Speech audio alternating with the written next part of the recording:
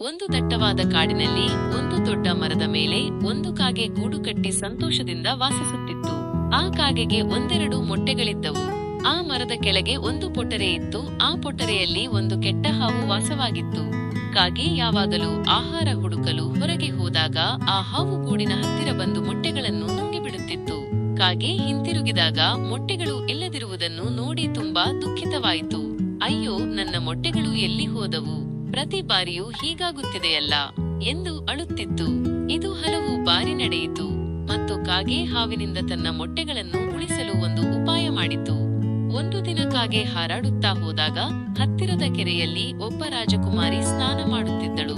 ಅವಳು ತನ್ನ ಮುತ್ತಿನ ಹಾರವನ್ನು ದಡದಲ್ಲಿ ಇಟ್ಟಿದ್ದಳು. ಕಾಗೆ ನಿಧಾನವಾಗಿ ಕೆಳಗಿಳಿದು ಆ ಹಾರವನ್ನು ತನ್ನ ಕೊಕ್ಕಿನಲ್ಲಿ ತೆಗೆದುಕೊಂಡು ಹಾರಿತು. ಆ ರಾಜಕುಮಾರಿಯ ಸೈನಿಕರು ಕಳ್ಳ ಕಳ್ಳ ಎಂದು ಕೂಗುತ್ತಾ ಕಾಗೆಯನ್ನು ಹಿಂಬಾಲಿಸಿದರು. ಕಾಗೆ ನೇರವಾಗಿ ತನ್ನ ಮರದ ಹತ್ತಿರ ಹಾರಿ ಬಂದು ಹಾವಿನ ಪೊಟರೆಯೊಳಗೆ ಆ ಹಾರವನ್ನು ಹಾಕಿತು. ಸೈನಿಕರು ಕಾಗೆಯನ್ನು ಹಿಂಬಾಲಿಸಿ ಬಂದು ಪೊಟರೆಯೊಳಗೆ ಹಾರ ಇರುವುದನ್ನು ನೋಡಿದರು. ಹಾರವನ್ನು ತೆಗೆದುಕೊಳ್ಳಲು ಸೈನಿಕರು ಪೊಟರೆಯೊಳಗೆ ಕೈ ಹಾಕಿದಾಗ ಹಾವು ಹೊರಬಂದು ಅವರನ್ನು ಕಚ್ಚಲು ಪ್ರಯತ್ನಿಸಿತು. ಆಗ ಸೈನಿಕರು ಆ ಹಾವನ್ನು ಕೊಂದು ಹಾರವನ್ನು ತೆಗೆದುಕೊಂಡು ಹೋದರು.